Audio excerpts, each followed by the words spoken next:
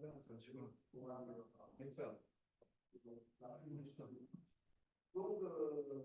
vais vous parler de chef de et donc là, la grippe, en fait, c'est une maladie vénérique. Et oui, on fait de la grippe, on prend des sirops végétales, on prend du miel, des tartines, etc. Malheureusement, c'est provoqué par la maladie vénérique. L'OMS, dès 2025, est vraiment encore un critique maintenant. D'abord, on a beaucoup de concentrations par les filles, et le nombre de décès par an est quand même assez élevé. Donc, sur un éditorial suisse, la grippe sous des facettes, je l'arrête, mais c'est le virus de la grippe, il a la grippe pour rentrer dans les cellules, après ça dérange tout le système immunitaire, ça crée des autres qui parlent de tout dans les facteurs vulnérables. Donc, un peu, je ne parle pas de mon ami, parce que simplement, tout ça, voilà. Donc, c'est un qui est l'équivalent des espérants belgiques, c'est la maladie,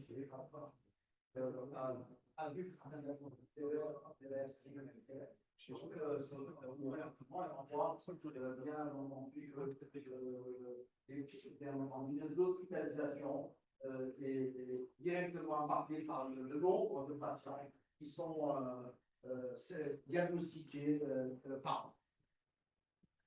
Moi, j'avais 15 minutes, mais je pense que j'ai que 10 minutes. Pas grave. Donc, morale de l'histoire, c'est, on m'a simplement dit de dire qui, quand et où on peut éventuellement mettre ces patients et à quel moment de leur évolution de la maladie. Alors, qui est réellement ciblé dans ce genre de pathologie? Alors, qui est concerné par les complications? C'est surtout les personnes vulnérables à risque. On sait très bien qu'on est à la lumière de la pandémie H1N1 et la plupart des patients qui sont morts, c'est des patients qui sont âgés, qui sont vulnérables, qui sont morbidité, etc., comorbidité, tout ce qui s'ensuit. Donc, c'est réellement ces personnes-là qu'il faut protéger et c'est à ces personnes-là qu'il faut aller à la sensibilisation pour la vaccination et même pour les autres. Donc, toujours Senseo qui a fait un profil, on voit bien que le profil des risques de gravité de la maladie chez les patients adultes sur 2023-2024 et 2024-2025. Et on voit bien toutes les comorbidités qui sont alignées depuis l'asthme, maladie respiratoire, l'hypertension, le diabète, l'obésité, toutes les pathologies chroniques, y compris le cancer, etc., sont réellement impliquées dans la prévention et dans la prise en charge de ces patients-là. Alors, les personnes âgées, bon, à 65 ans, c'est vrai, les femmes enceintes, les personnes y compris à partir de 6 mois, et toute la pathologie respiratoire, on est en milieu pulmonaire, et donc toute la pathologie respiratoire. Quelles sont les personnes à risque, quels sont les terrains, toutes les cardiopathies congénitales, les insuffisances cardiaques, les valvulopathies, les troubles de rythme coronariens, les antécédents d'AVC, les paraplégies, tout ce qui est maladie chronique. Donc, les diabètes, comme l'a dit le professeur Tarit, les maladies hépatiques, l'obèse et l'entourage des personnes, des enfants. L'OMS récemment a synthétisé les pensionnaristes, les femmes enceintes, 65 ans et plus, maladies chroniques, en chimiothérapie et les personnes dont le système immunitaire est affaibli en raison du VIH, par exemple, ou d'autres affections. Alors, quand ces malades vont être hospitalisés, à quel moment il faut les prendre en charge?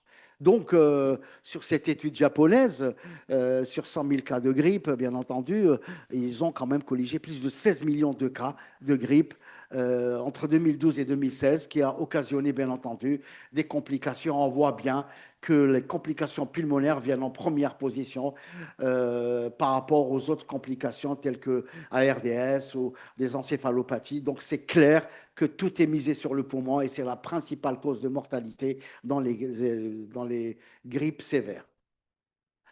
Pareil, on a fait l'éco-infection, le professeur Tarit en a parlé. Bien entendu, toute la panoplie de germes qui pourraient éventuellement compliquer l'évolution de la grippe, en passant par le staphylocoque, toutes les RMSA, etc.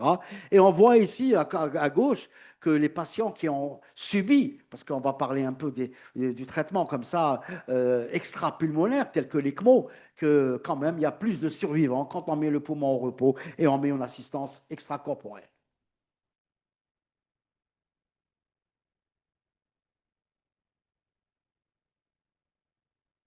Pardon.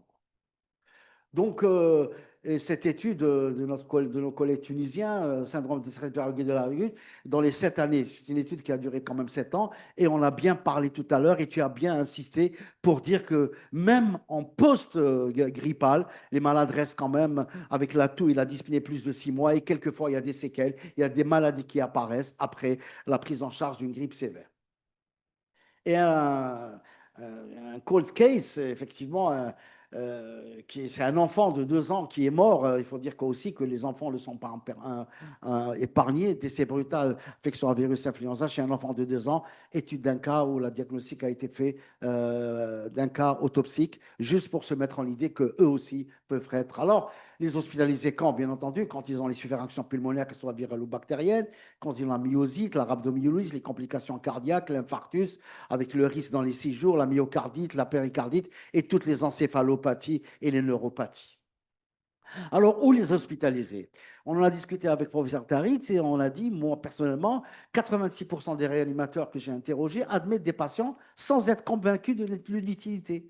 La principale raison, c'est qu'il y a toujours un doute et un délai insuffisant pour la limitation du traitement. En Algérie, on n'en est pas là, c'est un truc sur le BGA qui dit que même les patients qui doivent avoir une limitation des soins ne doivent pas rentrer. Et en plus, il faut peut-être préparer cette notion de réanimation d'attente où on prépare la réanimation, mais on ne prend pas les malades de suite. Donc, quelle option est-ce qu'il faut-il admettre? Si oui, avec les conditions, il n'y a pas de limitation a priori, d'emblée seulement pour VNI, est difficile à prendre initialement.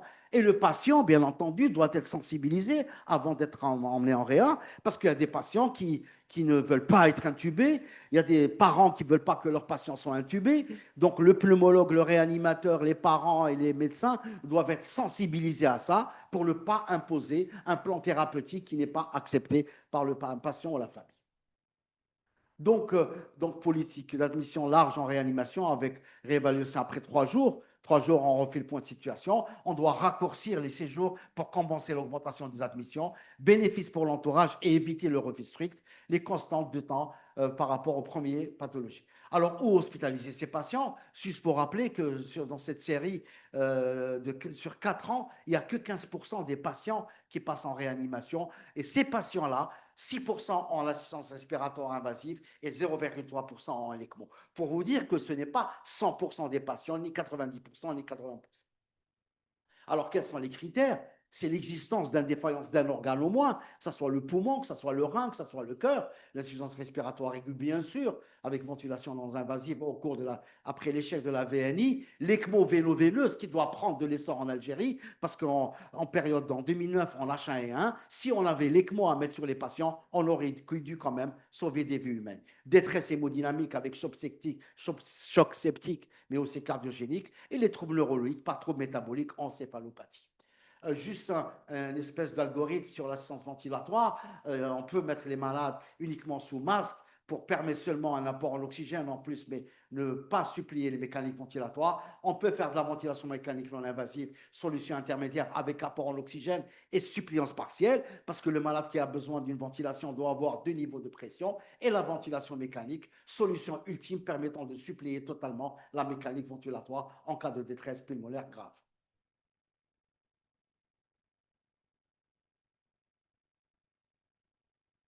Alors, s'il y a échec de la VNI, bien sûr, elle peut être considérée. Donc, on se donne un délai de 4 à 6 heures. Détérioration des états du patient, il ne va pas bien, il a augmenté sa fréquence respiratoire, il est dyspnéique, sa saturation baisse, ses gaz du sang sont acides, il y a une instabilité hémodynamique, altération. Et il y a l'apparition de nouveaux signes ou de complications telles que les troubles de la conscience. Bien entendu, laisser prolonger sans amélioration notable ne font que retarder l'intubation. On a fait de belles choses pendant le Covid, mais on a aussi fait des choses vilaines parce qu'on a attendu que les malades compliquent pour les intuber, on leur a laissé d'en récupérer. En fait, compte, on leur a laissé le temps que pour mourir. Donc, ça peut causer des dommages. Alors, aux urgences, qu'est-ce qu'il faut faire quand on reçoit un malade au service d'assistance urgente? On peut faire une VNI au service d'urgence. Si elle est efficace, OK. On peut mettre la VNI au service. Si elle n'est pas efficace, on va en réanimation. Sinon, on reste dans le service. Et des malades sont sauvés parce qu'ils sont restés dans le service. Ou bien entendu, d'emblée, les malades sont graves et on fait l'admission en réanimation. une espèce de, entre les sociétés d'anesthésie-réanimation, de réanimation en pneumo, au cours d'insuffisance respiratoire du nouveau exclu, la VNI peut être élargie ces patients pour lesquels la ventilation n'est pas envisagée en raison du refus du patient ou de son mauvais pronostic. Il faut quand même leur proposer quelque chose. Quand les hospitalisés juste pour les formes sévères et les morphoncliés, on reprend là, encéphalopathie, pneumopathie, infarctus, péricardite, etc., etc. Et bien entendu, les surinfections, les co-infections, etc. Donc voilà, pour résumer.